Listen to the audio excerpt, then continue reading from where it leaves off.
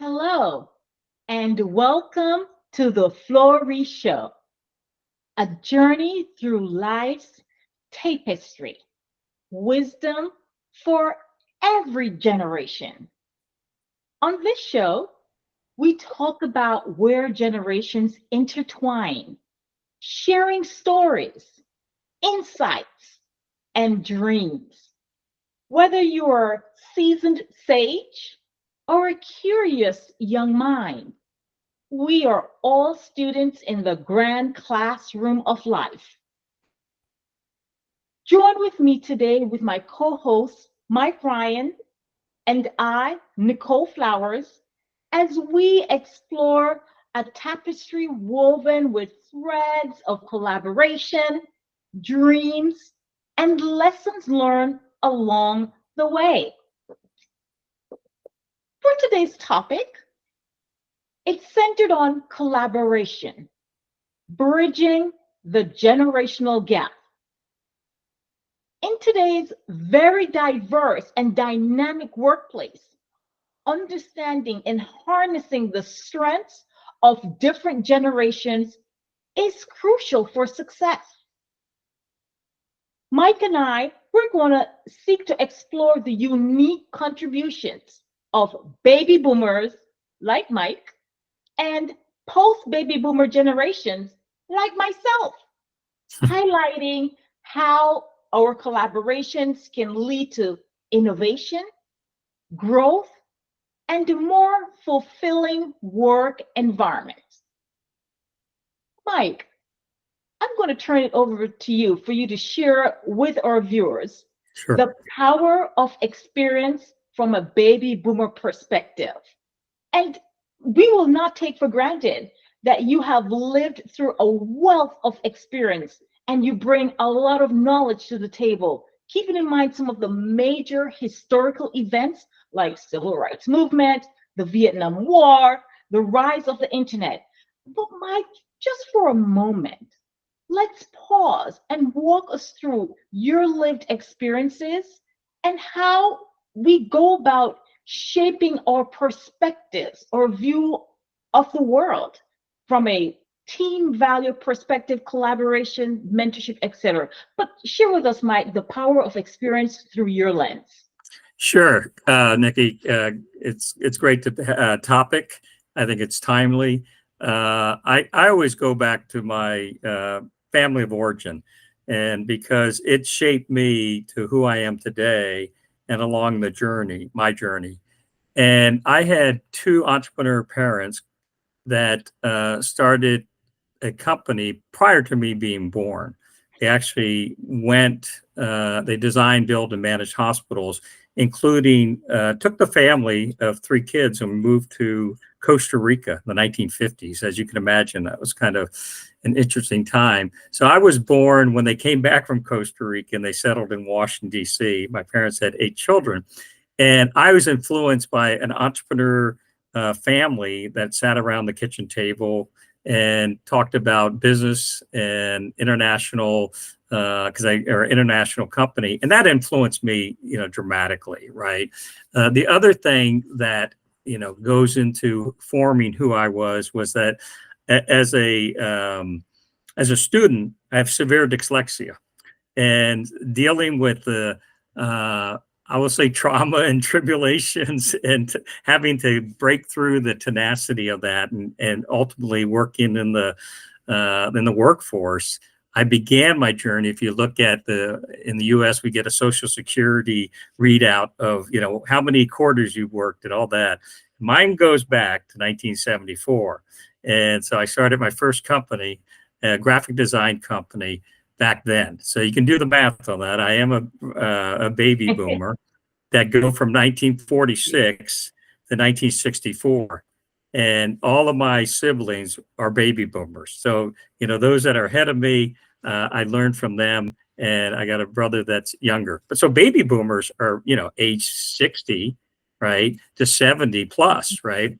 And those are in the workforce, but when we started as a baby boomer, there are about 77 millions of us, right? And they had, or we had an impact on the marketplace where we're like the millennials that right now dominate the number of folks in the workplace. That is, now I think it's like close to 50% or more that are millennials, the generations and the Generation X behind us, right? But I've done some research over the years because I used to run a baby boomer company that dealt with pregnant women.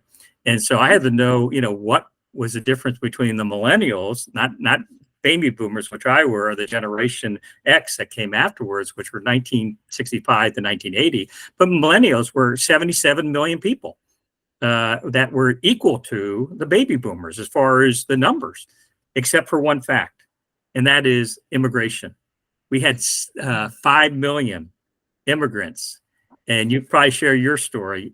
That is an extraordinary story of those 5 million people took the millennials to 82 million.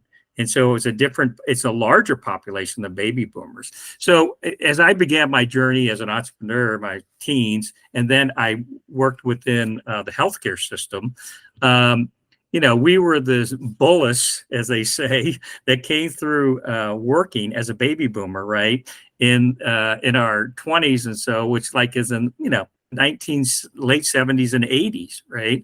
And as they say, it's a snake that swallowed the basketball. You could see the baby boomer go through the timeline where people typically work between, serious jobs is from 18 to, let's say, historically has been to 65.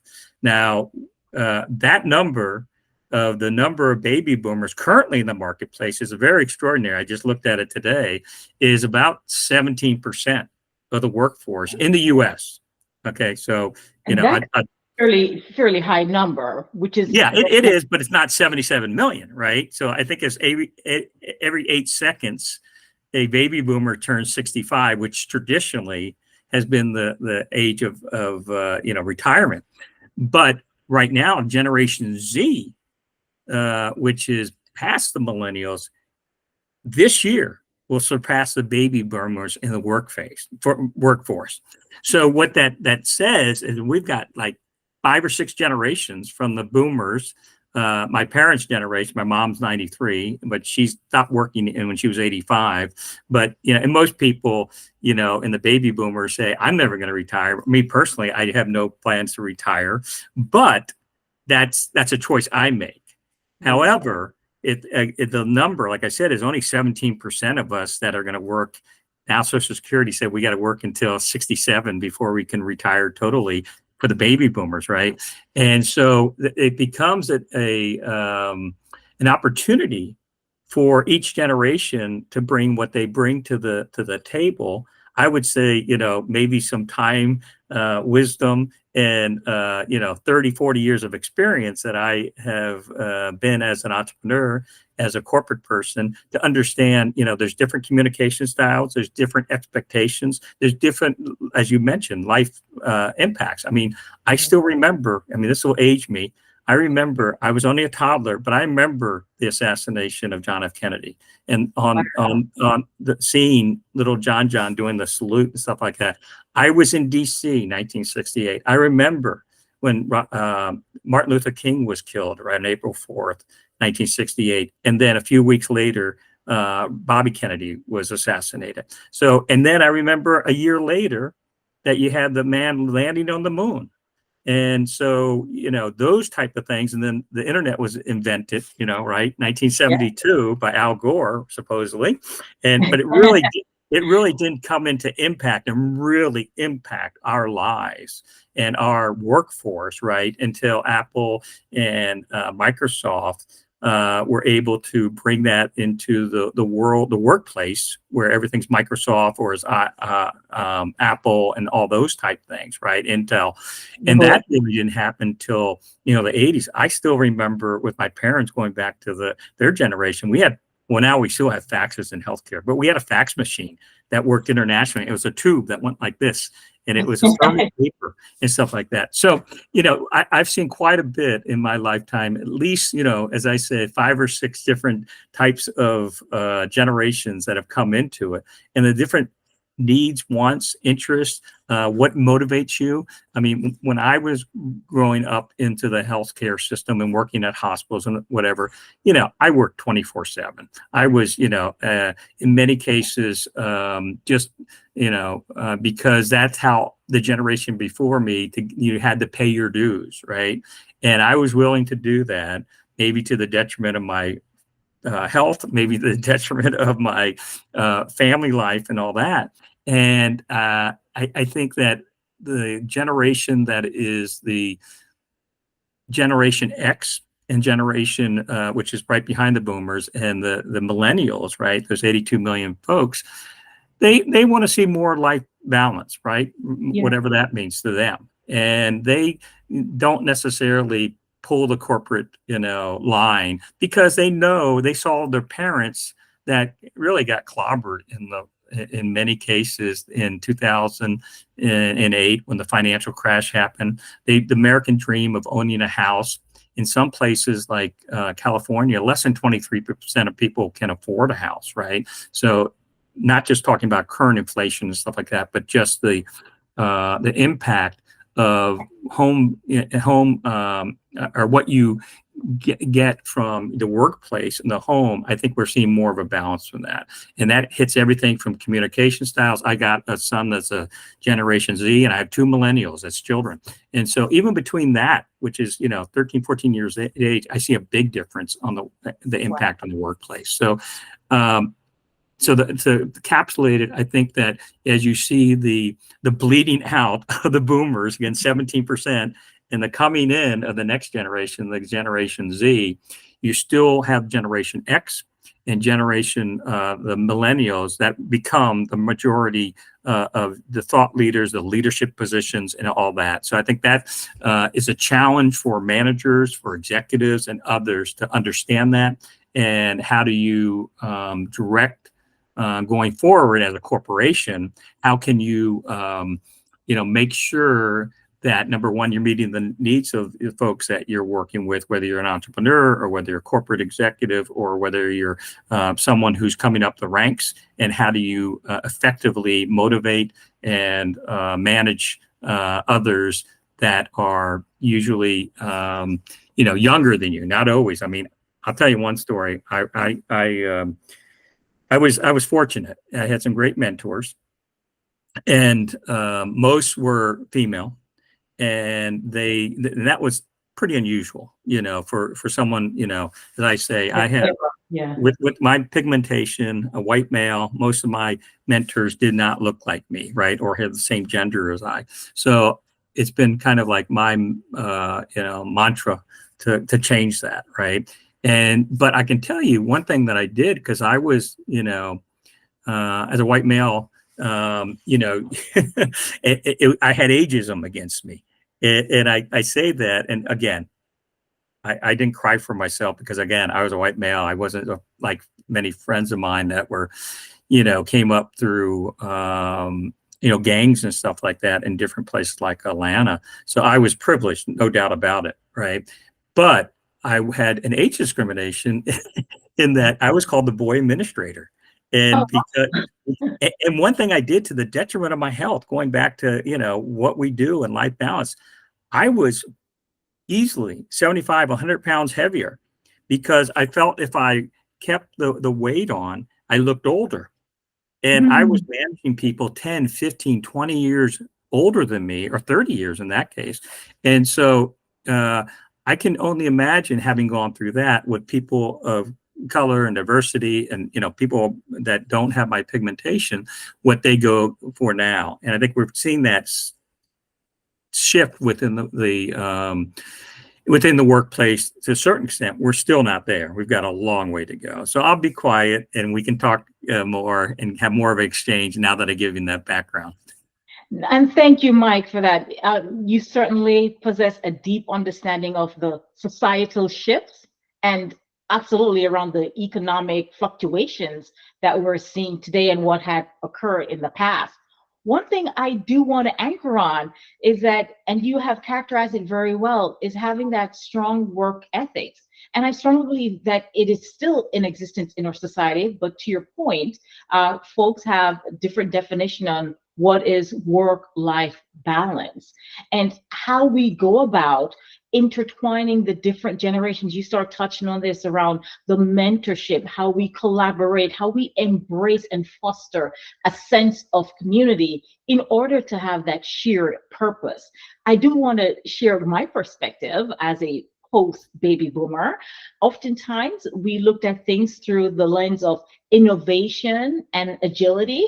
I certainly grew up in an era where we were dominated by technology and digital media. As we're seeing today, we're quite comfortable navigating the complexities of the internet and social media. But I will not take it for granted that as a post baby boomer generation, we're characterized by our entrepreneurial spirit. But you grew up with two entrepreneurs, and you saw your parents. They moved you, both yourself and your siblings, to Costa Rica and build out a hospital system.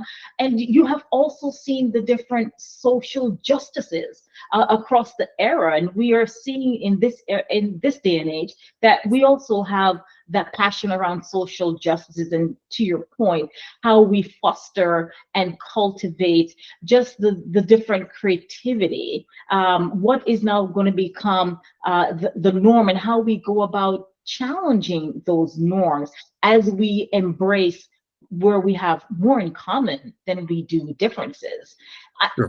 I'm a strong believer that as we move in a very agile and innovative way, how we go about thinking, we can truly propel organizations or society forward, embracing new technologies, because our lives are at our technologies at the core of our lives, and how we adapt to very dynamic demands of what we're calling now the modern workforce. But with that being said, I think we can find common ground, Mike, how we go about bridging the generational gap. You mentioned about the mentoring and being able to support others who are post baby boomers. But I certainly would like to get your take, because you started touching on this around the communication styles, right? The active listening and a willingness for us to learn from each other. You have led teams and built businesses. How do you go about just creating that open communication environment and fostering a more productive and fulfilling work environment across generations? Share with us your perspective. Yeah, I think that, just looking at the arc of my career, when again, part of it was hospital based, right? So very structured as it needs to be, because you're literally dealing with people's lives, and to use technology from a medical point of view, but also from a technology. I remember when we bought we had about 1,600, 2,000 employees, right? Hospitals are little villages, right? And we would make that transition from paper. I know that's people don't know what that is in many cases, that we had papers, right? And we had beepers and stuff like that. But I remember beepers.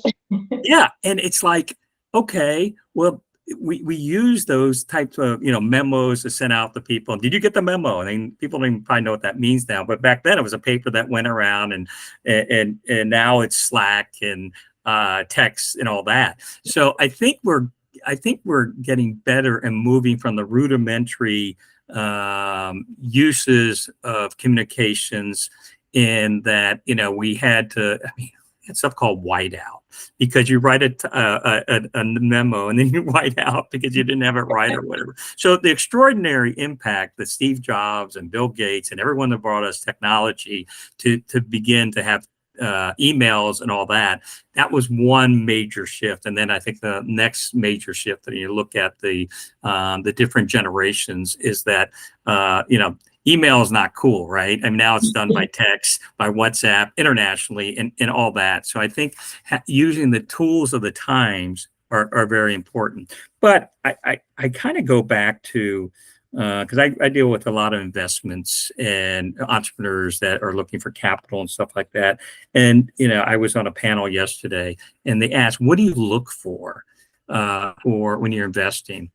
And I have said, because this is what I believe, that some people said it was people. I said it's talent, right? And that if you look at talent, I said my dyslexia, I put it basically in 12 T's. And so I looked at talent, team, how long that team has been together, to a certain extent, what's the diversity of that team, right?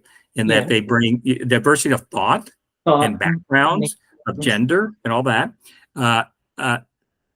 tenacity, right? And all these things I think are applicable to the workplace today, right? And that we work in teams. We're not lone wolves. Very few, that do things. Even when you look at Y Combinator and others here in Silicon Valley, where I am, they almost require you got to have a partner. You've got to have someone else to bounce things off of, right? Versus being the person who comes with the Einstein or the Edison or the Madame Curie or whatever, right? You really have to be a team to do that. So I go back to talent, right? And so I always felt as a hospital administrator and executive, I got to connect with people, right? I started as a unit clerk dealing with people's lives and life and death situations. And so as I moved up the corporate ladder, management by walking around is what I did. And it first scared the hell out of people when I show up at 3:00 in the morning, right? And that sounds kind of bizarre. You're working for IBM or whatever, but I worked at hospitals and we were 24/7, 7 days a week, 365 days. And the first time I scared people, right? And here comes the supervisor, the stupid advisor or whatever, right? And regardless of the generation. But what it did is that it gave me data, gave me information, human data and information of how my team was doing, how my nurses were doing, how my respiratory therapists were doing, how the lab was doing, how the physicians and others were doing, and how, again, this goes back to my philosophy as a servant leader. How can I never admitted anyone to a hospital, right? What can I do that can serve you as a clinician to serve our patients better, right? And you can apply that to probably any industry, I would argue, as an executive. And that means not only do I have to know what a respiratory therapist, a nurse, a doctor, or whatever their roles are, but I also have to know, okay, then generationally, how do they look at something? I think it may have changed, but the average nurse in the US is 52 years old. We've had a nursing shortage for over 40 years. That's never going to change. We're still going to need more nurses. Why? Because that generation called the baby boomers are now 65 over. If 17% are the current workforce, guess what the number is that are retired? That you're healthier, but eventually they're going to get older, need chronic care, whatever. So we're always going to need that. Hopefully technology will take some of that off as far as, the need. We can do more at home as far as monitoring, stuff like that. But as far as, what I see, it really comes down to people. And people are the talent of those people that they have as individuals and what they bring to the table.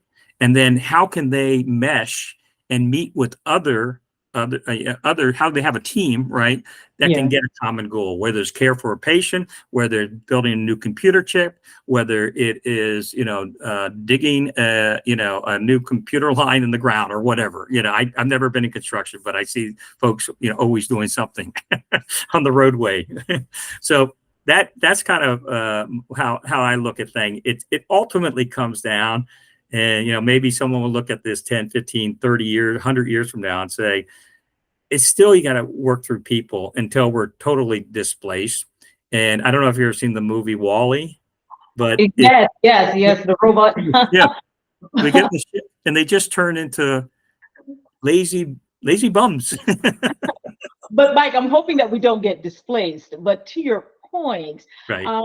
As we have different generations in the workforce, and we'll continue to see this trend, I think mentorship programs are very vital because you emphasize around talent and people. right, Right. to help bridge some of the vital roles between the different generations.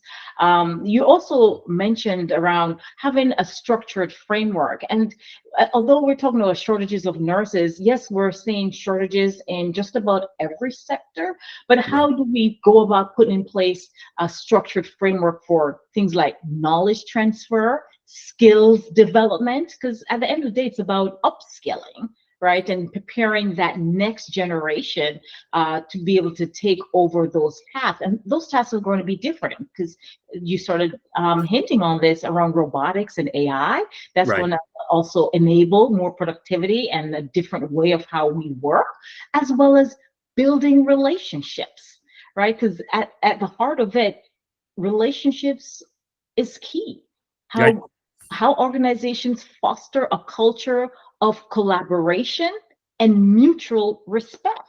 And I Right. do consider you as a mentor, and I'm sure in the various companies that you have built and worked, and same for myself, it's providing the guardrails and guidance to navigate the culture of that environment, whether it be a corporate culture or that startup culture, and developing the leadership skills, as well as understanding the specific industry best practices so that we're always productive and we are able to have those sheer value insights for Mhm. many years to come.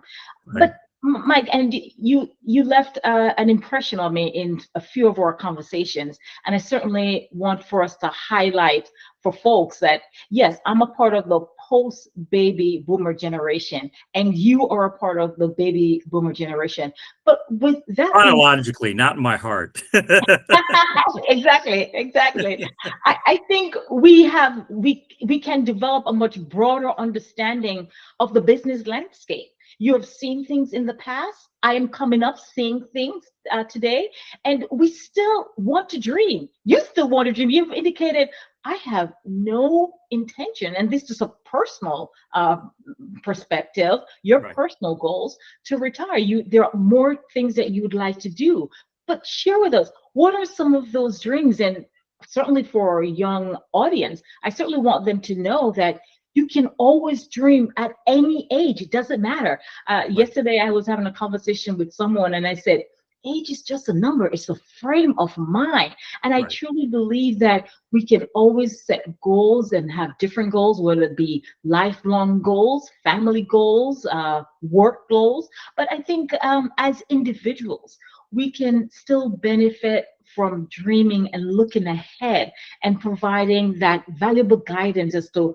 what are those next steps for us to take individually, and then to the broader conversation, to that next era of young talent or younger talent, to just to keep us going as a society, as from a cultural perspective, and just embracing each other's strengths and just the overall mutual respect that we bring, just respecting your ideas and how you go Sure. about doing things. You said you came into work at 3 a.m.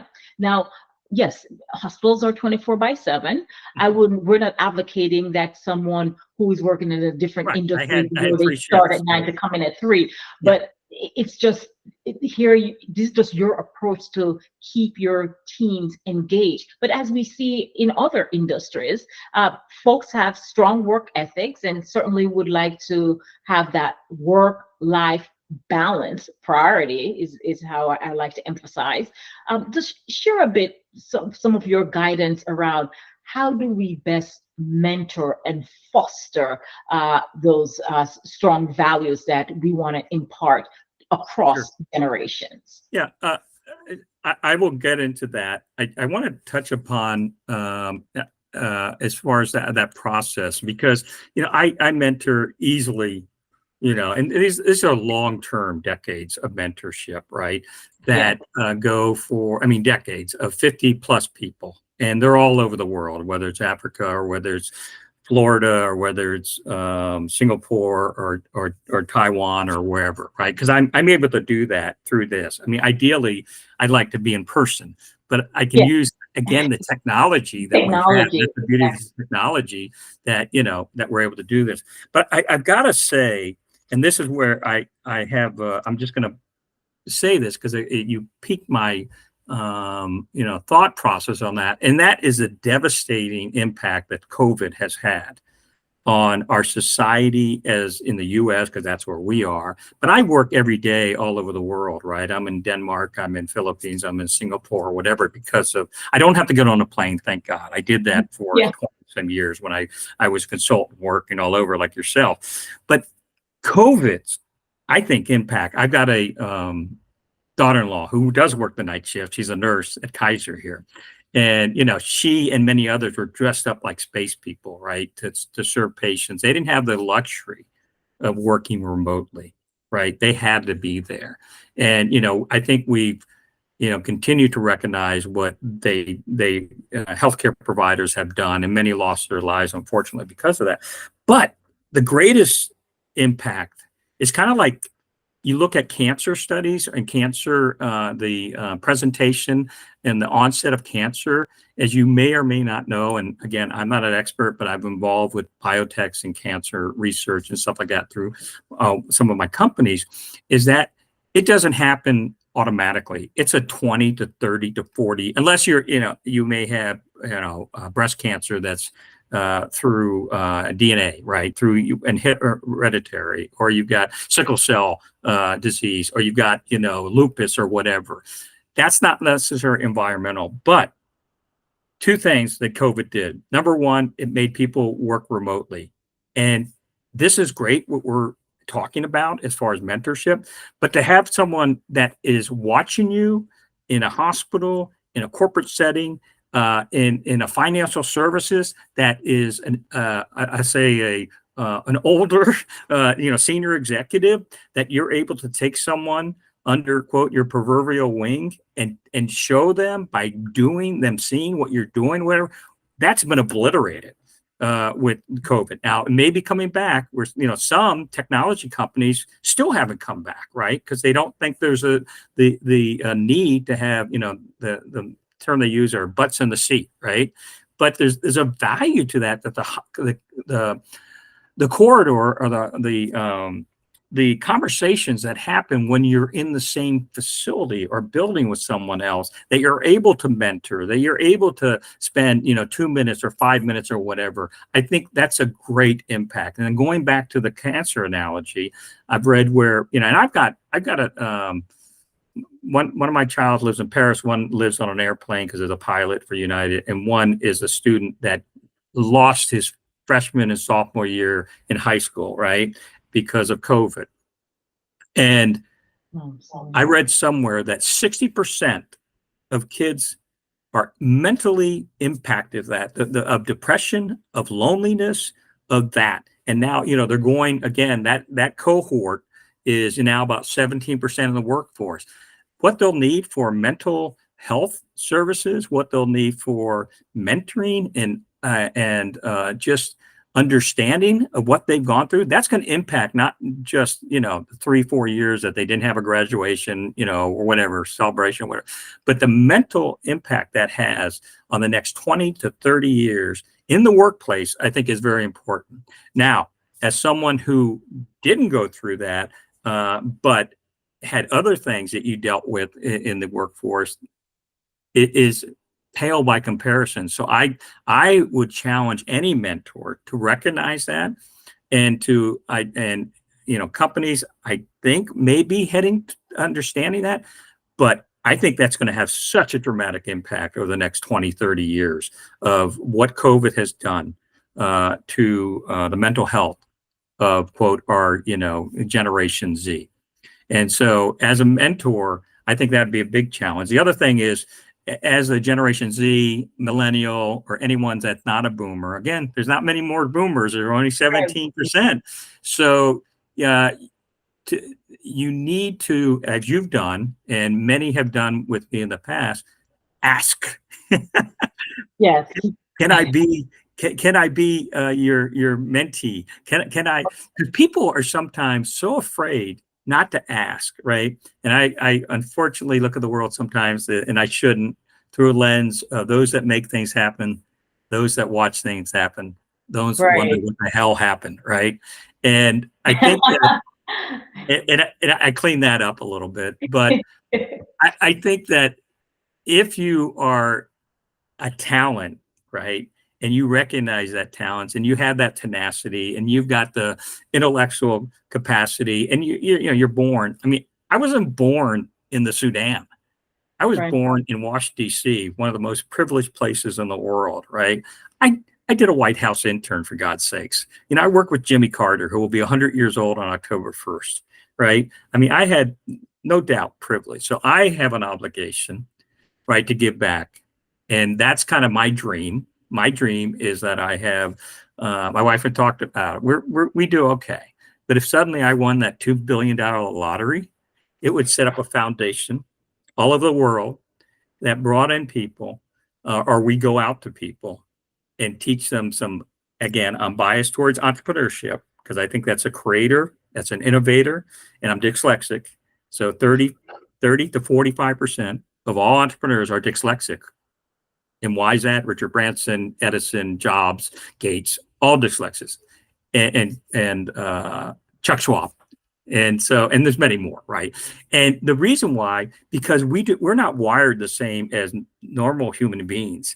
We're wired that we looked at the world like squiggly lines, right? It's not a linear path, right? As far as your, let's say, work career, or your non-linear path, you know, from, I'm doing this on purpose, a non-linear path you would take, okay, if you're fortunate to, you know, be in a society that values education, you get a high school, elementary, high school education, or you go into the workforce. And then if you're fortunate enough to either have intellectual capacity or having the financial wherewithal or through scholarship, or because my parents came from poor. My mom was born in Leavenworth, Kansas. She grew up with chickens and stuff like that. My dad grew up in Atlanta, Georgia. Right. And, you know, we're, you know, not wealthy by any means, but their intellect helped them transcend to the next level of society. Right. And so that's, you know, that's deep in my parents, in any way you look at it, were fairly well off. They never let us know. I was with my brother 2 months ago in DC, and I was talking about us growing. I said, we never knew we had any type of resources. They did put 7 kids through college, but we would have never known it, you know? You're So very humble. You're very yeah, humble. exactly. And so I think that, you know, you ask what my dream is. My dream is doing what we're doing now, always learning, always inventing. And, you know, I sometimes use the phrase the last 20 years. First of all, I'm an artist. I'm a 5th generation artist. My grandfather, my dad's side, worked for the Atlanta Constitution as an artist. My mother's an artist. She went to the Corcoran School of Art. And I'm an artist. I'm a creator, right? In that I'm a builder also, but I'm not a contractor. I like to help people build their dreams. And so what I've transitioned in the last, you know, 10 years is that I've moved away from doing it myself to helping, mentoring others do it.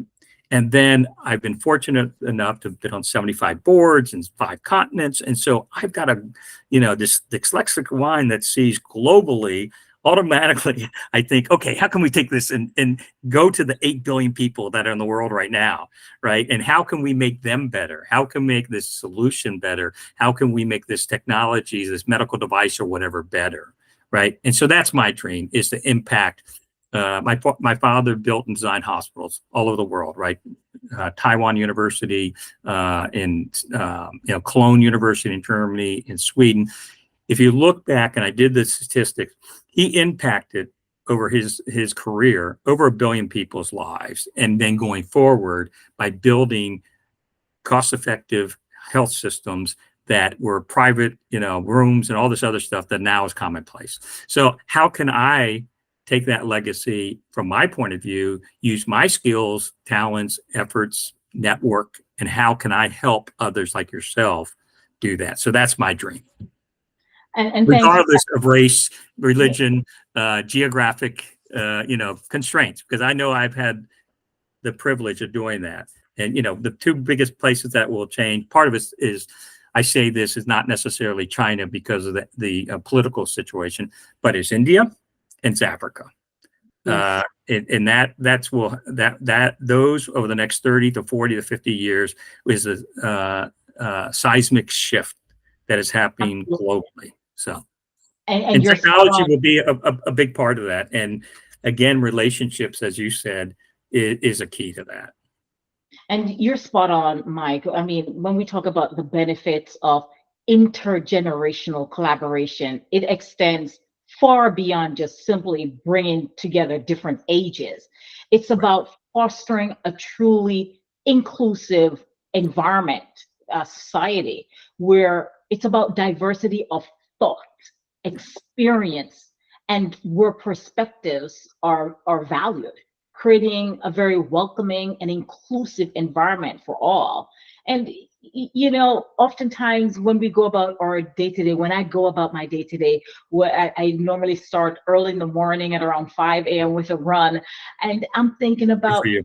uh, what am I, how am I going to impact someone, even one person, in a very positive way, and feeling connected with that individual, regardless of their age, their background, or experience. It's For me, it's about embracing our unique strengths and perspectives, which spans across generations.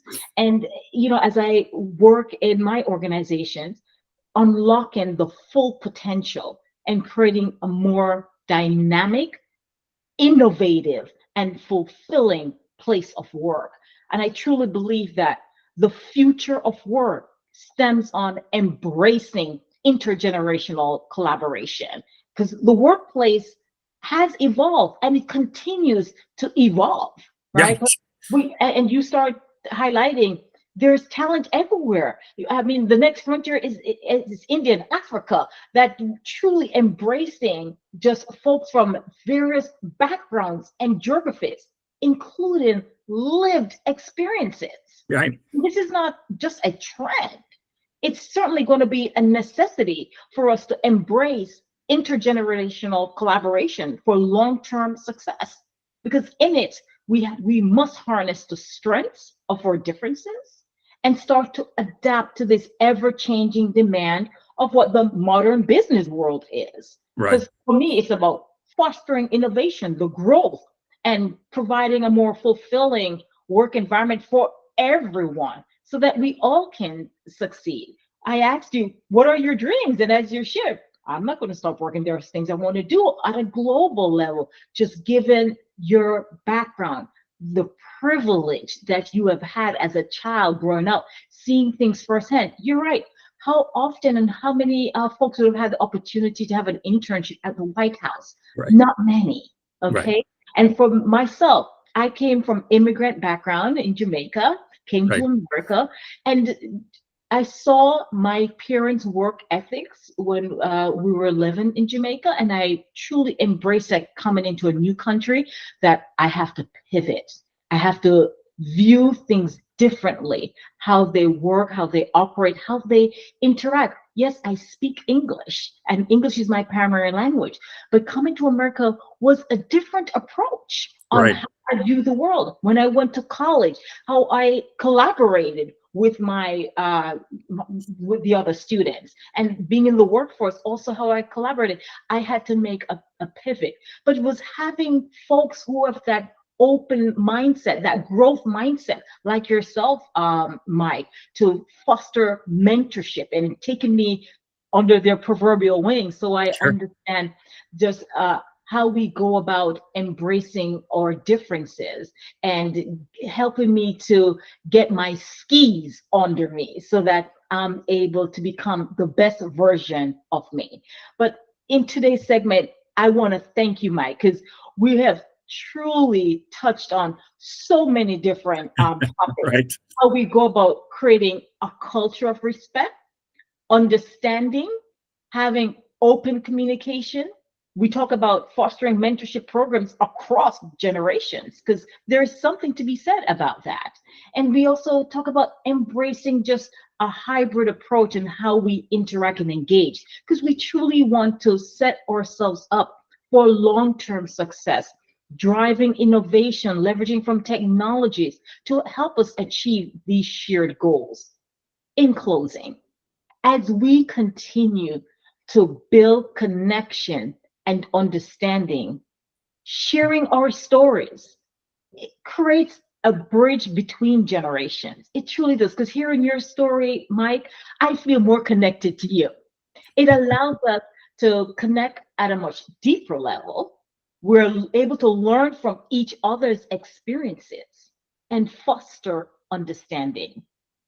As we navigate the tapestry of life, remember that every chapter offers new lessons, opportunities, and connections.